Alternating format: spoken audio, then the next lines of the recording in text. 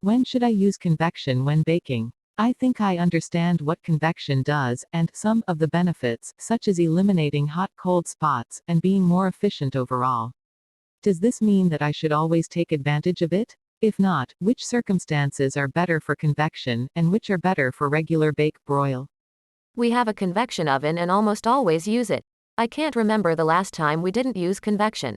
Our model automatically decreases the temperature, so if you set it for 300, then it will heat to 275. Not sure if that is a magic 25-degree number, but it seems to work. Almost all recipes cook time-wise as they would with a non-convection oven. Our also has a single and multi-rack mode, and it circulates the air differently in that case. We have never had any problems with the food drying out more with the air circulation, as they say that is a common negative.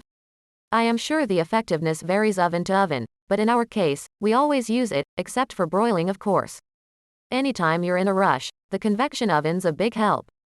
Wikipedia. See link. 1.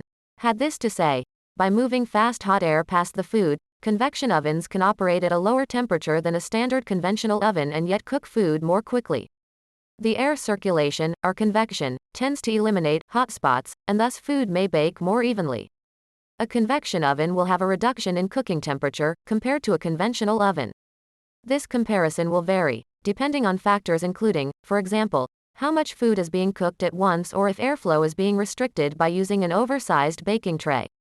Citation needed. This difference in cooking temperature is offset by the fact that circulating air transfers heat more quickly than still air of the same temperature. In order to transfer the same amount of heat in the same time, then, one must lower the temperature to reduce the rate of heat transfer to compensate.